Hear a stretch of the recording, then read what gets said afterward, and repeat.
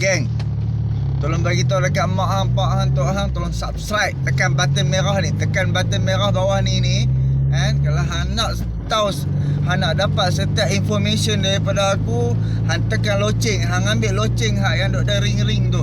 Okey, bagi lepas tu bila hang rasa info-info ni bermanfaat untuk hang, untuk mak pak hang, untuk adik-beradik hang, sepupu sepapak hang, hang copy link kan, hang copy tekan share ni, hang copy link, hang hantar, hang paste dekat mak pak hang. Okey, aku duk tengok on the way balik baling kan, balik raya haji, boleh aku kongsi-kongsi sikit apa yang aku fikir, apa yang aku dengar, apa yang aku fahamkan. Okey, kita cerita pasal Perikatan Nasional. Apakah dan siapakah Perikatan Nasional ni? Macam mana boleh wujudnya Perikatan Nasional ni? Tu hampa kena faham dan hampa kena tahu. Okey, Perikatan Nasional ini diwujudkan selepas langkah syaitan, selepas langkah syaratan. Langkah syaratan selepas Parti Bersatu dan juga Tun Mahathir dan anak-anak dia, dan juga orang kata persekutuan dia, sekutu Parti Bersatu telah keluar daripada Pakatan Harapan dan terus berbincang bersama UMNO dan PAS dan bergabung di antara tiga parti, MIC, MCA dan juga Parti Gerakan, wujudkan satu parti gabungan untuk menubuhkan satu kerajaan jahat, orang kata kerajaan zalim, orang kata kerajaan yang mahukan kuasa dan juga mengetepikan undian-undian rakyat, mandat rakyat. Sekarang aku ada dekat negeri Pulau Pinang di bawah pemerintahan Pakatan Harapan. Pakatan Harapan memerintah 3 negeri. Selepas langkah syaratan, 3 negeri ni tak jatuh. Sebab 3 negeri ni tiga negeri ni dimenangi oleh Parti Amanah, Parti DAP dan Parti PKR dengan majoriti besar. Dan di sini adalah bandar-bandar maju kan, bandar-bandar yang berkembang dan juga makin berkembang, bukan seperti negeri-negeri yang diperintah oleh UMNO dan juga negeri-negeri yang diperintah oleh Sabah dan juga Sarawak. Kita boleh tengok pembangunan mereka terlalu lambat. Pembangunan di luar bandar terlalu lambat, terlalu lemah disebabkan kegilaan kuasa yang ada di dalam Parti Barisan Nasional. Okey, Perikatan Nasional ni dia dikuasai oleh Parti Bersatu dan setengah daripada ahli Parlimen Bersatu itu adalah parti-parti yang melompat daripada Parti Keadilan Rakyat PKR. Mereka melompat daripada Parti PKR masuk dalam Bersatu, dan juga Parti Bersatu menubuhkan satu kerajaan, dan orang-orang yang lompat ni mereka dapat kuasa, mereka dapat pangkat, mereka dapat duit, macam-macam lagi mereka dapat kenikmatan. Kalau hang lompat, kalau hang ikut Parti Bersatu, hang akan dapat sekian. Kalau hang tak ikut, hang tak dapat apa. Dan selepas daripada menubuhkan Perikatan Nasional, mereka memancing ahli parlimen pembangkang. Waktu tu mereka memancing ahli parlimen pembangkang daripada Pakatan Harapan, terutama mereka ingin merasuah ahli parlimen Parti PKR.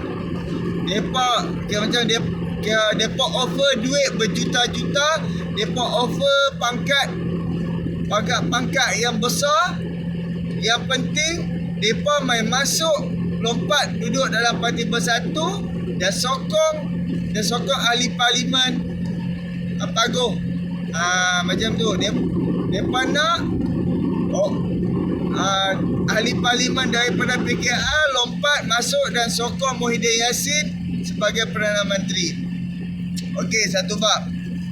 Mula-mula tertubuhnya Perikatan Nasional. Okey, Najib, orang yang menjatuhkan Najib adalah Muhyiddin dan juga Mahathir dan juga ahli dan juga Pakatan Harapan. Pakatan Harapan dah buat kerja bertahun-tahun daripada Pakatan Rakyat. Dah berusaha bertahun-tahun. Kan? Hampir 20 tahun kita berusaha. Dan apabila Parti Bersatu mai menumpang Pakatan Harapan, Parti Bersatu mereka bertanding waktu PRU 14 50 kursi lebih. Dan mereka hanya menang hanya 15 kursi kan 17 kursi macam tu je mereka menang. Dan sekarang ni ahli parlimen bersatu ada 30 disebabkan lompatan yang dibuat oleh ahli parlimen PKR dan juga sekutu-sekutu dia.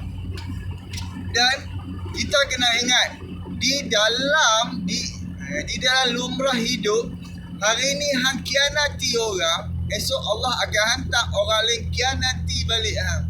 Seperti mana yang berlaku dalam Perikatan Nasional.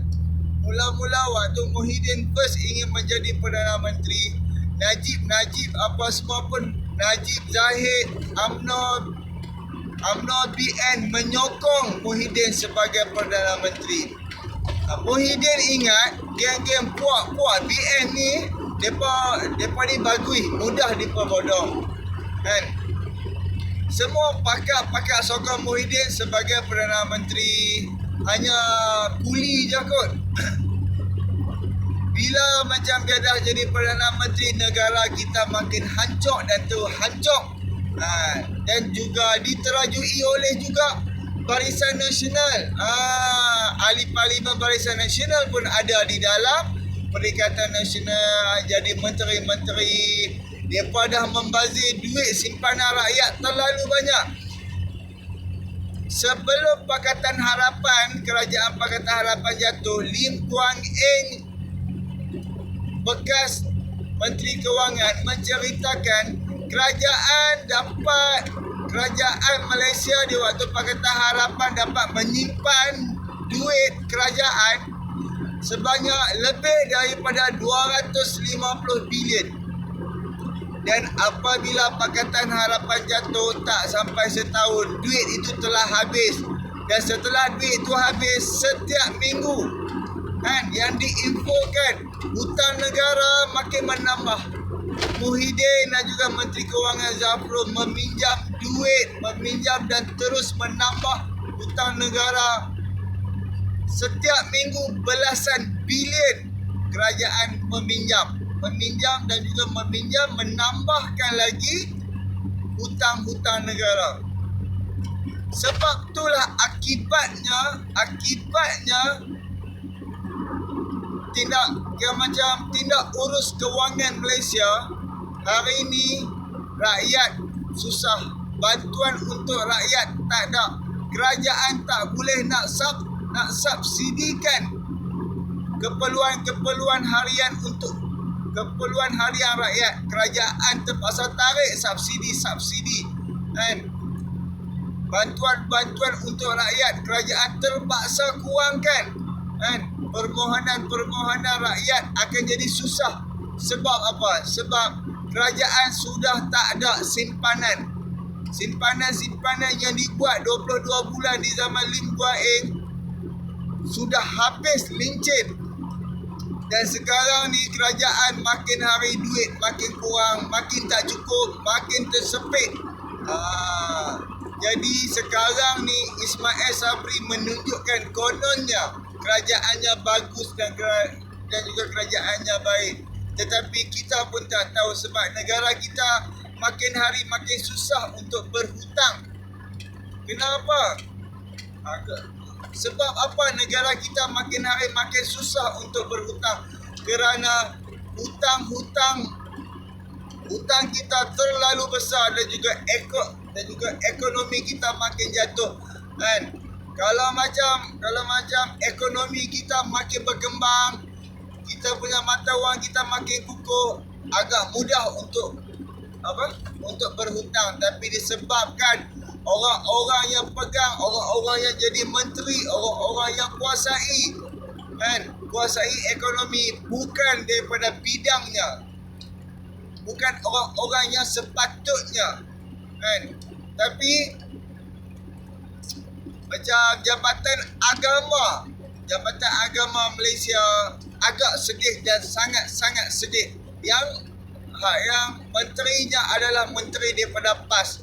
PAS dulu pernah berkata, macam parti PAS dulu pernah kata, kalau nak bagi apa-apa jawatan macam berkaitan agama, bagilah kepada orangnya.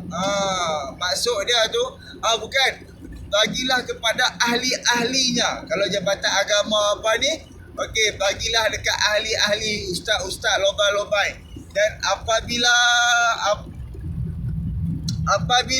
kerajaan atas agihan kuasa, depa pun bagilah kepada ahli-ahlinya, iaitu ustaz derih. Ustaz, kawan tu ustaz, kan? Bila dah bagi pada ahlinya, macam mana dengan agama Islam sekarang ni? Apa yang dah jadi dengan agama Islam sekarang ni? Adakah di setiap masjid jemaah makin menambah? Adakah sekarang ni ramai rakyat bersedekah, berinfak, berzakat, membuat kebaikan, bantu semua? Adakah makin ramai rakyat menutup aurat? Dan juga adakah sekarang ni kes rogol, berzina, bermaksiat makin hari makin kurang? Kita macam mana kita boleh tengok dekat pusat-pusat shopping kompleks, pawagam, panggung wayang dan juga taman-taman rekreasi. Hampa boleh pergi tengok makin banyak orang yang berkapal-kapal, berjalan berpegang tangan, berpelukan. Hampa fikirlah, yang sedangkan negara kita adalah negara Islam, agama persekutuan kita adalah agama Islam. Apa yang sudah jadi sekarang ni? Adakah mereka buat kerja untuk agama? Adakah mereka berusaha untuk mengukuhkan agama Islam?